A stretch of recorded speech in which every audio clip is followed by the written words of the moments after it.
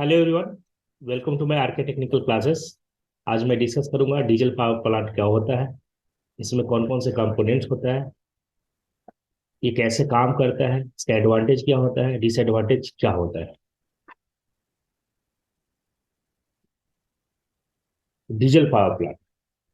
Diesel power plant is a power plant in which a diesel engine is used as the prime mover for the generation of electrical energy। Diesel power plant में हम लोग as a fuel जो use करते हैं वो diesel use करते हैं। The diesel engine obtained energy from a liquid fuel, usually called the diesel oil, and convert it into mechanical energy. And alternator mechanically coupled to the diesel engine convert into mechanical energy. Generally diesel power plant को हम लोग stand by mode के लिए use करते हैं। Emergency purpose के लिए use किया जाता है ये। जनरली इसको hospitals, telephone exchange, radio station, cinema theatres, industries में हम लोग इसको यूज करते हैं। Diesel power plant produce a power in ranges from 2 to 50 megawatt. They are suitable for mobile power generation and widely used in railway and ships। ये हम लोग देख रहे हैं डीजल पावर प्लांट का ये लेआउट बना हुआ है। तो सबसे पहले हम लोग इसमें समझते हैं कि कंपोनेंट्स इसके कौन कौन से हैं। तो हम लोग जो यहाँ पे जो देख रहे हैं कि कंपोनेंट्स जो है हमारा डीजल इंजन के केस में हमारा ये फ्यूल टैंक लगा हुआ है, फिल्टर है, पंप है, ऑयल कूलर है, कंडेंसर है, कूलिंग टावर है, जनरेटर है, ठीक है, लुब्रिकेशन ऑयल टैंक लगा हुआ है, कंप्रेशर है। ये सारे हमारे क्या है, कंपोनेंट्स है डीजल पावर प्लांट के। अब हम लोग इसका वर्किंग समझते हैं कि ये कैसे वर्क करता है। ये हमारा डीजल इंजन है। डीजल इंजन में हम लोग एज ए फ्यूल जो यूज करते हैं वो डीजल यूज करते हैं। अब हम लोग इस क्या होता है कि डीजल इंजन के केस में हमारा जनरली चार प्रोसेस होता है। सक्शन प्रोसेस होता है, कंप्रेशन होता है, एक्सपेंशन होता है और एग्जॉस्ट होता है। सक्शन प्रोसेस में पहला स्टेप में क्या होता है डीजल इंजन के केस में कि हमारा एयर और फ्यूल का मिक्सर एंटर करता है इंजन सिलेंडर के अंदर। नेक्स्ट प्रोसेस में हमारा कंप्रेशन स्टार्ट होता है। जब हमारा कंप्रेशन जब स्टार्ट होता है तब पिस्टन क्या होता है, बॉटम डेड सेंटर से टॉप डेड सेंटर की तरफ जाता है, जिससे कि हमारा एयर का प्रेशर और टेम्परेचर इंक्रीज होता है।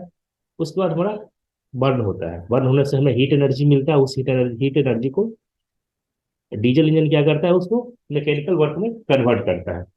अब हम लोग यहाँ से वर्किंग समझते हैं कि हमारा डीजल इंजन है। डीजल इंजन के केस में हमारा यहाँ पे फ्यूल ऑयल टैंक लगा हुआ होता है। ये फिल्टर होकर के पंप के हेल्प से ये फ्यूल इंजेक्टर वाल्व लगा हुआ है। फ्यूल इंजेक्टर वाल्व यहाँ पे जो सिलेंडर है, सिलेंडर के यहाँ पे वेरी फाइन स्पीड के साथ स्ट्राइक करता है। अब हम लोग क्या करते हैं कि यहाँ एटमोसफेयर से यहाँ एयर इनटेक करते हैं। एटमोसफेयर से यहाँ हम लोग क्या लेते हैं, एयर। ठीक है, तो यहाँ से तो हमारा क्या होता है, एयर इनटेक करता है एयर। और यहाँ से हम लोग क्या देख रहे हैं कि हमारा जो फ्यूल है, जो हम ऑयल यूज कर रहे हैं, तो ये क्या हो रहा है कि इंजन जो सिलेंडर है इसके ऊपर यहाँ पे वेरी हाई स्पीड के साथ यहाँ पे एंटर होता है। तो फ्यूल और एयर का मिक्सचर है जो सिलेंडर के अंदर एंटर करता है। ये हमारा सक्शन प्रोसेस कहलाता है। नेक्स्ट प्रोसेस में हमारा क्या होता है, कंप्रेशन होता है, जिसमें हमारा प्रेशर और टेम्परेचर इंक्रीज करता है। अब जब हमारा क्या होता है कि जब एंटर करने के बाद हमारा फ्यूल जो है बर्न होने से जो हमें हीट एनर्जी मिलेगा, उस हीट एनर्जी को फिर मैकेनिकल एनर्जी में कन्वर्ट करता है। ठीक है, इसके साथ क्या होता है कि अटैच्ड होता है, कपल्ड होता है जनरेटर। इस मैकेनिकल एनर्जी को ये जनरेटर क्या करता है कि इलेक्ट्रिकल एनर्जी में कन्वर्ट करता है। तो अल्टीमेटली हमारा क्या हो रहा है कि मैकेनिकल एनर्जी को, ये हमारा जो इंजन है इस मैकेनिकल एनर्जी को किसमें कन्वर्ट कर रहा है, इलेक्ट्रिकल एनर्जी में कन्वर्ट कर रहा है। ये हमारा इलेक्ट्रिकल एनर्जी के अंदर कन्वर्ट कर रहा है। अब हम लोग देख रहे हैं कि जो एग्जॉस्ट जो गैसेस है वो साइलेंसर के थ्रू एटमोस्फेयर में बाहर निकल जाता है। अब हम लोग देखते हैं कि डीजल इंजन को प्रॉपर वर्किंग के लिए इसको कुछ यहाँ पे कंपोनेंट्स लगाए गए हैं, क्योंकि इसको प्रॉपर वर्किंग के लिए हमें लुब्रिकेशन ऑयल का रिक्वायरमेंट होता है। अगर हम इसमें लुब्रिकेशन ऑयल नहीं अगर हम देंगे इंजन के अंदर तो ये बहुत हीटअप हो जाएगा। इसके अंदर जो पिस्टन है, रिंग्स जो लगे हुए हैं, हीट हो जाएंगे। हीट होकर के क्या हो जाएगा, वो पार्ट्स को डैमेज कर देगा, जिससे कि हमारा प्रॉपर तरीके से वर्क नहीं कर पाएगा। तो इसको प्रॉपर वर्किंग के लिए हम लोग क्या करते हैं, लुब्रिकेशन देते हैं। तो यहाँ पे एक लुब्रिकेशन ऑयल टैंक लगा हुआ होता है। इस लुब्रिकेशन ऑयल टैंक यहाँ पे पंप की हेल्प से फिल्टर होकर के ये इंजन सिलेंडर के अंदर हम भेजते हैं इसको। जिससे क्या होगा कि हमारा जो इसके अंदर जो हीट हो रहा है वो हीट को कम करेगा। अब ये क्या होता है कि जो हमारा जो लुब्रिकेशन जो ऑयल है वो डीजल इंजन के बाद यहाँ से हम लोग जो देख रहे हैं कि एग्जॉस्ट होता है। ये जो हम देख रहे हैं कि एग्जॉस्ट जो लुब्रिकेटिंग ऑयल है वो बहुत हीटेड होगा, बहुत गर्म होगा। तो ये हॉट लुब्रिकेशन जो ऑयल है वो हम कहाँ पे फिल्टर होकर के यहाँ पे आता है, ऑयल कूलर के अंदर आता है। ठीक है। और ये ऑयल कूलर जो है इसके टेम्प जो कि हॉट बहुत गर्म है, तो इस हॉट जो लुब्रिकेशन ऑयल है उस हॉट लुब्रिकेशन ऑयल के टेम्परेचर को कम करने का ये काम कर रहा है। अब यहाँ ये कनेक्टेड होता है, किसके साथ कनेक्टेड होता है, ये कनेक्टेड होता है कंडेंसर के साथ। ठीक है। कंडेंसर क्या कर रहा है, उसके टेम्परेचर को कम करता है। ठीक है। और ये कहीं कहीं कूलिंग वाटर से भी अटैच होता है, जिसके हीट को वो कम करने का ही काम कर रहा है। और कंडेंसर क्या कर रहा है, उसके टेम्परेचर को कम कर रहा है। ठीक है। और इसको फिर हम वापस इसको क्या करते हैं कि कूलिंग वाटर पंप के हेल्प से हम लोग फिर इसको कॉइल जो हमारा जो कूलर है वो जो कूलर है इसके अंदर हम भेजते हैं। ये क्या करता है, हीट को एब्जॉर्ब करता है, फिर इसको बाद आगे भेजता है ये कंडेंसर में। तो ये प्रोसेस इस तरीके से चलता रहता है। तो अल्टीमेटली हमारा ये करने का पर्पस क्या है कि हमारा जो हॉट लुब्रिकेटिंग ऑयल है जो एग्जॉस्ट हुआ हुआ है यहाँ से, ठीक है, जो एग्जॉस्ट हॉट लुब्रिकेटिंग ऑयल है उसके टेम्परेचर को कम करने का काम किया जा रहा है। ठीक है। अगर इस प्रोसेस ऐसा चलता रहेगा जिससे कि टेम्परेचर धीरे धीरे ये कम हो जाएगा। अब ये कम होने के बाद हमारा जो कोल्ड जो ऑयल होगा वो रिटर्न होकर के फिर हम उसको कहाँ भेज देते हैं, इस टैंक के अंदर वापस इसको हम भेज देते हैं। तो हमारा ये यूज होता है। तो ये सिस्टम इस तरीके से ये वर्क करता है। अब हम लोग देख रहे हैं क्या कि इसको कभी कभी हमारा क्या होता है कि डीजल इंजन स्टार्ट करते हैं तो ये नहीं हो पाता है। तो उसको स्टार्टअप के लिए हम लोग ये फंक्शन लगा देते हैं। ये हमारा जो लगा हुआ है, ये देख रहे हैं कंप्रेसर लगा हुआ है, ये फिल्टर है।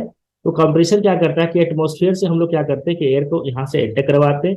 कंप्रेसर जो हमारा जो एयर है उसके टेम्परेचर और प्रेशर को इंक्रीज करता है। ठीक है। जब कंप्रेसर क्या करेगा कि जो एयर है एयर के टेम्परेचर और प्रेशर को इंक्रीज करेगा। ठीक है। कंप्रेस करेगा तो एयर और प्रेशर और टेम्परेचर इंक्रीज हो जाएगा। उसको फिल्टर करके कंप्रेस एयर को कहाँ पे भेजते हैं हम लोग, डीजल इंजन के पे भेजते हैं। जिससे हमारा क्या होता है, पिस्टन के अंदर मूवमेंट आ जाता है और वो इंजन जो है हमारा स्टार्ट हो जाता है। तो हम लोग क्या देख रहे हैं कि ये इस तरीके से ये प्रॉपर वर्क कर रहा है हमारा डीजल इंजन। ठीक है। बहुत ही सिंपल इसका कॉन्सेप्ट है और बहुत ही इंपॉर्टेंट है। एग्जामिनेशन में ये बहुत आता भी है, यूनिवर्सिटी एग्जामिनेशन के, तो इसको ध्यान से देने की जरूरत है। नेक्स्ट हम लोग देख रहे हैं कि इसके जो साइट का जो सिलेक्शन करते हैं डीजल पावर प्लांट को, वो किस तरीके से करते हैं। सबसे पहले हम लोग देखते हैं कि साइट का जो सिलेक्शन करते हैं डीजल पावर प्लांट में, डिस्टेंस फ्रॉम लोड सेंटर, जो कंज्यूमर्स होता है जहां पे जो रिक्वायरमेंट होता है इलेक्ट्रिसिटी का, तो वहां से हमारा जो डिस्टेंस होना चाहिए इस प्लांट को लगाने के लिए, इंस्टॉल करने के लिए, वो काफी डिस्टेंस पे नहीं लगाते हैं। नहीं तो हमारा अगर है ना कहीं हमारा क्या होता है, ट्रांसमिशन लाइन का कॉस्ट इंक्रीज कर जाता है। इसलिए हम लोग डिस्टेंस फ्रॉम लोड सेंटर जहाँ पर रिक्वायरमेंट होता है, जो कंज्यूमर्स होते हैं, तो हम उसके सेंटर में ही हम क्या करते हैं, प्लांट को इंस्टॉल करते हैं। अवेलेबिलिटी ऑफ लैंड, लैंड जो होना चाहिए हमारा, वो हम लोग देखते हैं कि हमारा लैंड कैसा है, हम लोग सॉइल टेस्ट करते हैं। कॉस्ट जो होना चाहिए लैंड का वो कम होना चाहिए, चीप होना चाहिए। तो ये भी पॉइंट्स में हम लोग देखते हैं। अवेलेबिलिटी ऑफ वाटर, वाटर का जो कूलिंग सिस्टम के लिए हमें वाटर का भी रिक्वायरमेंट होता है, तो हमें अवेलेबिलिटी ऑफ वाटर का भी ध्यान में रखना जरूरी होता है। अवेलेबिलिटी ऑफ ट्रांसपोर्ट फैसिलिटी, क्योंकि हमें है ना वहाँ जहाँ पे भी प्लांट को इंस्टॉल कर रहे हैं, तो हम लोग देखते हैं कि वहाँ पे रेलवे का या रोड का फैसिलिटी है या नहीं है। तो हम लोग ये चीज भी पॉइंट्स को ध्यान में रखते हैं। टाइप ऑफ लैंड, लैंड होना चाहिए किस तरीके का होना चाहिए, है ना। मतलब उसको सॉइल टेस्ट करते हैं, तो है ना, ये चीज हमें ध्यान में रखना जरूरी है। डिस्टेंस फ्रॉम पॉपुलेटेड एरिया, जो हमारा एरिया है ना, जो पॉपुलेटेड एरिया जहाँ पे है घनी आबादी है, उससे हम डिस्टेंस में इस प्लांट को इंस्टॉल करते हैं। तो ये 6 पॉइंट्स हैं जो कि हम साइट का जब सिलेक्शन करते हैं, इस प्लांट को जब इंस्टॉल करते हैं, तो इन सब पॉइंट्स का हमें ध्यान में रखना जरूरी होता है। Advantage of diesel power plant, very simple design and also simple installation and occupy less space. ये प्लांट को इंस्टॉल करते हैं तो इसका डिजाइन सिंपल है और इंस्टॉलेशन जो है सिंपल है। ठीक है। स्पेस भी जो रिक्वायर करता है वो कम करता है। Limited cooling water requirement, cooling water का रिक्वायर है ना बहुत लिमिटेड ही है, बहुत ज्यादा अमाउंट में हमें रिक्वायरमेंट नहीं होता है। Diesel power plant are more efficient than steam power power in the ranges of 150 megawatt capacity. ठीक है।